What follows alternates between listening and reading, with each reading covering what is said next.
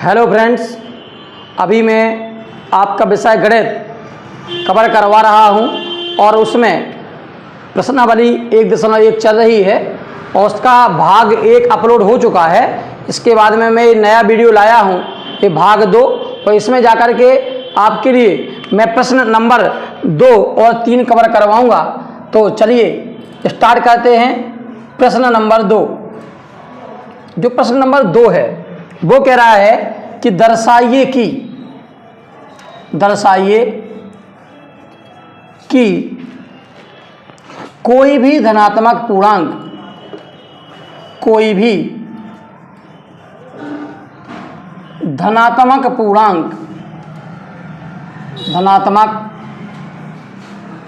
पूर्णांक 6q plus 1, 6q plus 2, sorry 3 है यहाँ पे, 6q प्लस 1, 6q प्लस 3 और 6q प्लस 5 के रूप का होता है,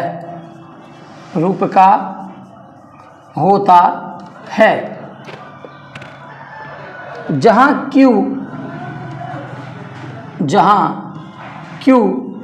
कोई पूर्णांक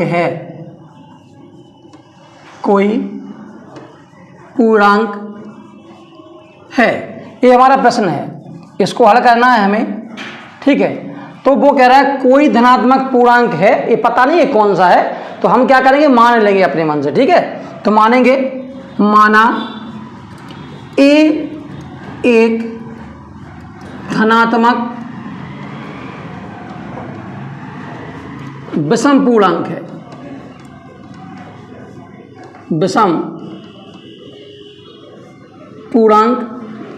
है, ये कोई धनात्मक, यहाँ पे विषम है, प्रश्न में देख लीजिए। माना a एक धनात्मक विषम पूर्णांक है जिसे 6 से विभाजित करने पर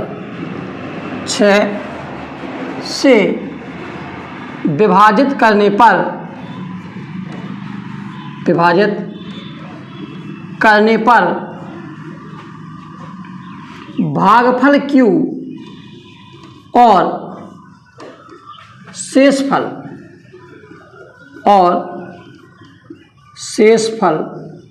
r प्राप्त होता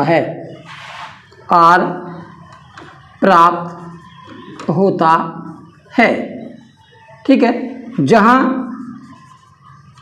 r बराबर 0, 1, 2, 3, 4, 5 है। अच्छा, जी r बराबर 0, 1, 2, 3, 4, 5 तक क्यों है, ठीक है, क्योंकि यूक्लिड विभाजन प्रमेयिका से क्या होगा, यहाँ पे जो r का मान है, देखिए a बड़ा है b से, ठीक है, और यहाँ पे b बराबर क्या है, 6, ठीक है। चूंकि कंडीशन होती है यहाँ पे जो r का मान होगा वो होगा आपका 0 से बड़ा बराबर r का मान और छोटा होगा b से, तो b से छोटा होगा, मतलब b का मान 6 है, तो 6 से छोटा होना चाहिए हमारा r का मान, ठीक है। तो शेषफल हमारा क्या होता है, b से छोटा होता है, तो यहाँ पे हमने 5 तक लिख दिया, 6 से हमने एक्चुअली भाग दिया है। चलो, तो अब यहाँ पे क्या आएगा, a बराबर bq प्लस r, ठीक है। यूक्लिड विभाजन प्रमेय का प्रयोग करेंगे यदि a बड़ा है b से। अच्छा, तो क्या होगा, r का मान इस प्रकार से होता है और b बराबर कितना है, 6, तो हमने क्या कह दिया, a बराबर bq प्लस r।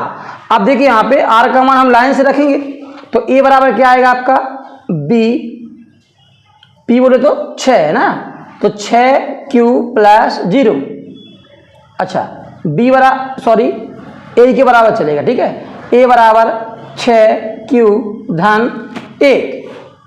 अच्छा, इसके बाद देखिए a बराबर 6q धन 2, a बराबर 6q धन 3, ए बराबर 6q धन 4, ए बराबर 6q धन 5। तो ये शेषफल जो 0 से लेकर 5 तक था वो हर बार आएगा। r का मान देखिए हम यहाँ पे बदल रहे हैं, 0 फिर 1 2 3 4 5, ठीक है। इस प्रकार से जाकर के ये क्या हो गया आपका यहाँ तक। अब हम देखेंगे आगे, हम लिखेंगे चूंकि, थोड़ी सी भाषा लिखनी है आपको। चूंकि ए एक धनात्मक विषम पूर्णांक है, धनात्मक विषम पूर्णांक है, ठीक है। ए एक धनात्मक विषम पूर्णांक है, ठीक है। तो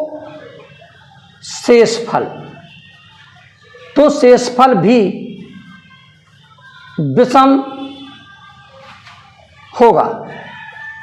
देखिए यदि जो संख्या हमारी विषम है तो उसका जो शेषफल आएगा वो भी विषम आएगा, ठीक है। अतः नहीं तो फिर लिखेंगे तो इसे 6q प्लस 0, 6q प्लस 2 और 6q प्लस 4, ठीक है, के रूप में नहीं लिखा जा सकता, के रूप में नहीं लिखा जा सकता है, लिखा जा सकता है। और जब इसको ये सम वाली जो अंक आ रहे हैं यहाँ पे सम वाले, इनमें नहीं लिखा जा सकता तो फिर शेष क्या बचा। अतः इसे 6q plus 1, 6q plus 3, 6q plus 5 के रूप में लिखा जा सकता है।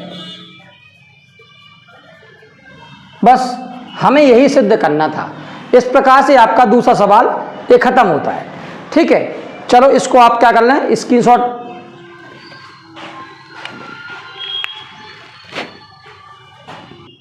तो इस प्रकार से आपका दूसरा सवाल खत्म हुआ, ठीक है। चलो चलते हैं अपने सवाल तीसरे की ओर, ठीक है। तीसरा सवाल कह रहा है किसी परेड में 616 सदस्यों वाली एक सेना, तो आपको लिखना है, दिया है, क्या क्या दिया है वो हम लिख लें, ठीक है।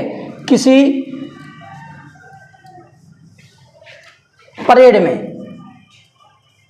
परेड में कुल सदस्यों की संख्या, कुल सदस्यों की संख्या कितनी है, 616। अच्छा, इसके बाद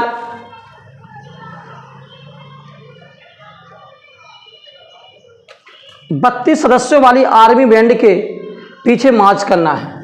तो सेना की एक टुकड़ी में सदस्यों की संख्या, सदस्य कितने हैं इसमें, सदस्यों की संख्या ज्ञात करनी है, सॉरी दी गई है, सदस्यों की संख्या कितना है, 32। ज्ञात क्या करना है वो लिखेंगे हम, ज्ञात करना है, क्या ज्ञात करना है, अधिकतम स्तंभों की संख्या, अधिकतम स्तंभों की संख्या, इसकी संख्या ज्ञात करनी है हमें। चलो क्वेश्चन मार्क लगा दिया यहाँ पे। अब जा करके क्या करेंगे हम लिखेंगे अधिकतम स्तंभों की संख्या ज्ञात करने के लिए स्तंभों की संख्या ज्ञात करने के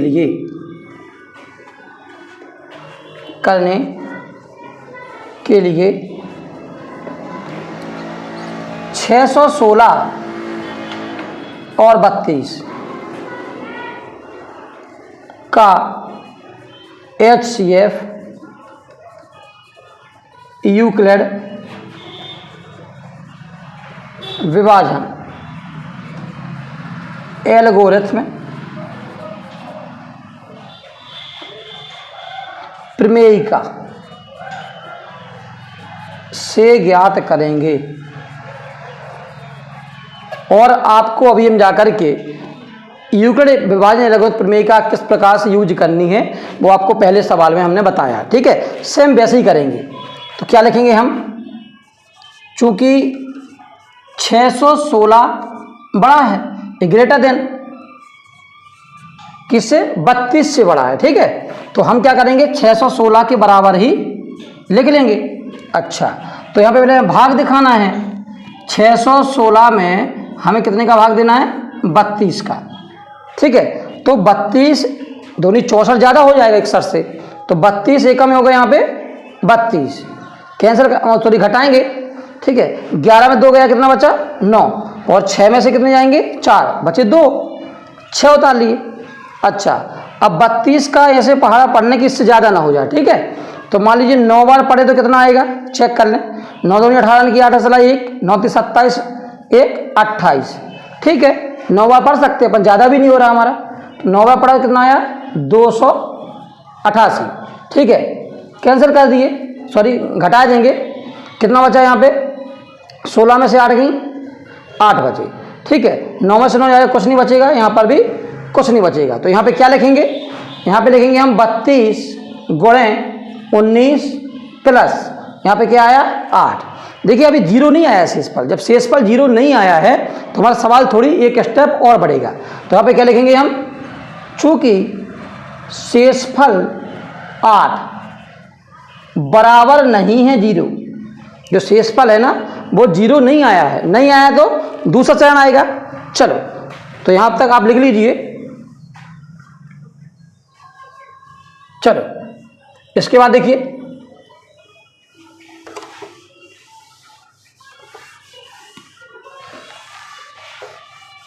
अब हम किन के बीच में निकालेंगे, 32 और 8 के बीच में निकालेंगे, ठीक है। चलो तो यहां लिखेंगे हम, चूंकि 32 बड़ा है, 32 बड़ा है किससे, 8 से, तो 32 के बराबर क्या लिखेंगे हम, देखिए यहाँ पे भाग दिखाएंगे। 32 में भाग देंगे 8 का, 8 का पहाड़ा पड़ा 4 बार, 8 चौको 32, घटा दिए, कुछ नहीं बचा यहाँ पे। तो यहाँ पे क्या लिखेंगे 8 गुणे 4 और प्लस का क्या आएगा 0, क्योंकि शेषफल यहाँ पे कुछ नहीं बचा है। लिखेंगे चूंकि शेषफल बराबर 0, शेषफल बराबर 0 एवं अंतिम भाजक जिससे हमने भाग दिया और शेषफल 0 हो गया, अंतिम भाजक 8 है, कितना है 8 है। तो 616 और 32 का HCF भी 8 होगा। अतः अधिकतम स्तंभों की संख्या, अधिकतम स्तंभों की संख्या 8 होगी। ये आपका आंसर है। इस प्रकार से इसके आपका जो तीसरा सवाल है वो भी खत्म हुआ, ठीक है। और जो आगे के 2 सवाल हैं वो आपको अगले भाग 3 में मिलेंगे। Thank you.